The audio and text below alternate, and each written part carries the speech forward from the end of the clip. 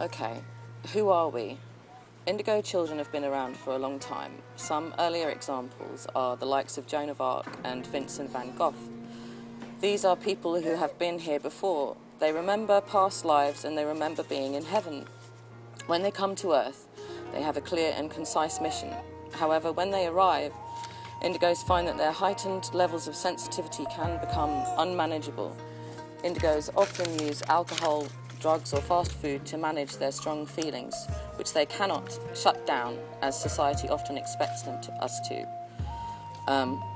After World War II, the world had suffered severely for its belief in separation, lack, and the technological advancement was on the move. Cars, trains and aeroplanes now filled the earth, skies. Many people prayed. There's devastation everywhere. A group of light workers especially began to ask for help. Light workers are the faithful and compassionate human beings to answer their prayers. But the answer to their prayers was not what anybody was expecting. It was the major influx of indigo children born during or after the war who inspired the hippie movement. People such as Jimi Hendrix and Philip Dick. Most of the earlier indigo children died young, as most were in fact very lonely people who inspired those around them but did not feel part of the scenes that they were the inspiration for. They had a tough time. Their drug use was big because back then it was really heavy to be an indigo, and many were also executed by the secret world government of the time who feared widespread revolution.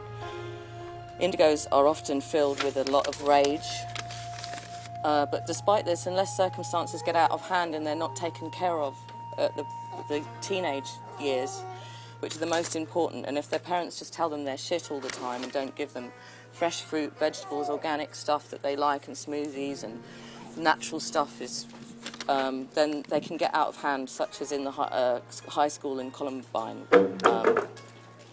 They are in fact very peaceful people who can get along happily with anyone from any walk of life, as long as they are honest and have integrity. The next major influx of indigos happened in the 1970s onwards. As the planet got denser and denser, the indigo light came in more and more and inspired the heart of the planet with the will to triumph. And this is now guaranteed, that the indigo children are the new leaders, and it is their strength and their energy which can take us through to the next age, which is golden, and where the belief in separation and lack and the belief that there's not enough to go round and the panic is over, and everyone knows that there's plenty for everyone.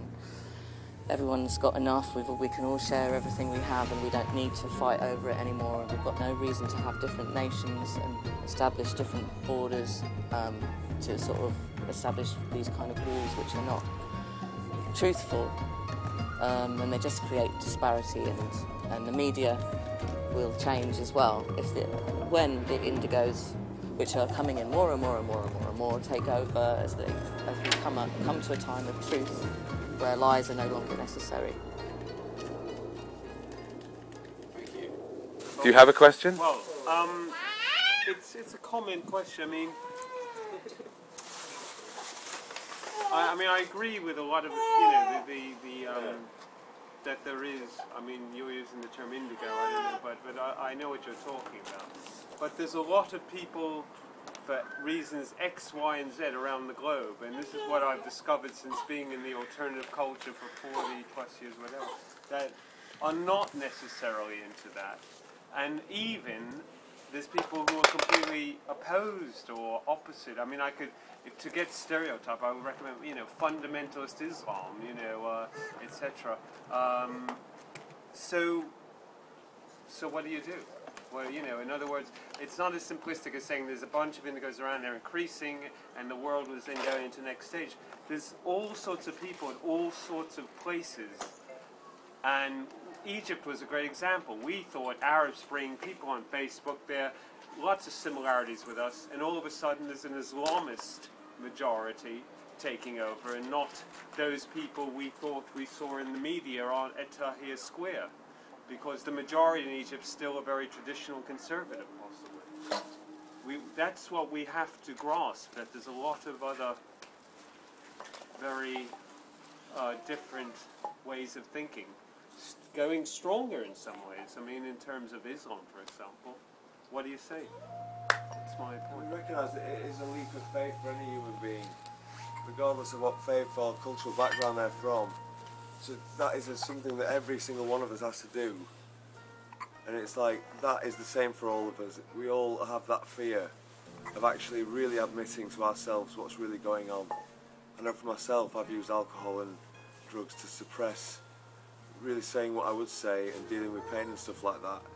But I think that it's the sort of like, the sort of masculine, traditional, normal, you know, where it's not even possible for a lot of young men growing up, for instance, to actually speak about their feelings, and they don't even have the chance to actually develop an internal relationship. Yeah, you know, and we learn that later in life, though. It is a leap of faith for any individual to really start to open up.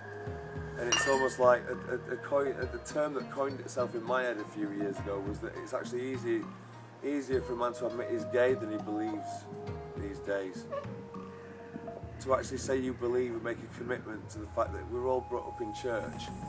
We've taught eternal life and all this, but when it comes to the actual experience and practice of that realisation as an everyday reality, even people I would consider open-minded shy away from it, so it is not easy. Let's recognise that this is a challenge that we are challenging archetypes with the programming that we have been brought up with that is so ingrained in us.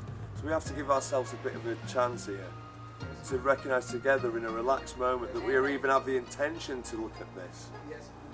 I think that's quite a good starting point for all of us, a bit of that shared humility. It's not down to what you're humble, you're this, you're that. We all have to recognise we're all this. We are actual, all of us. We come from the same source, and we have to recognise the reality we're at, and we are now creating the opportunity through inspired love sharing. Really, I've got to a point now, I just can't live in darkness anymore. I just can't do it. I have a right. I have a birthright. It's my pure existence, and I deserve a chance, like we all do, to purely feel my existence. To really be here, purely be here, and from that moment on we can work together and start to arrange the world around us in a healthy way, without the fear of it. We are actually now in an opportunity to really open up. You know, and this is not easy for me to say. I'm from a very traditional religious family and all that, and it is not easy. And a lot of men are misunderstood as well because they want to open up and they don't know how. And all the archetypes and the examples we have shown involve having to prove your manhood and your validity in some way. Why should I have to do that? Any more than why I don't have to go and announce that I'm heterosexual. Why should another man have to go and announce that he's gay? Why should someone have to feel any way about the way they are, whatever they are? But the fact is, we talk about this and we idealise about it, but what really is happening is, if we're not careful, nothing will change, because we have to actually sacrifice our own comforts to do this. And I can pontificate and talk all day, but unless I'm prepared to really do something, I might as well shut my mouth. So we should all forgive ourselves and each other and start a new, fresh page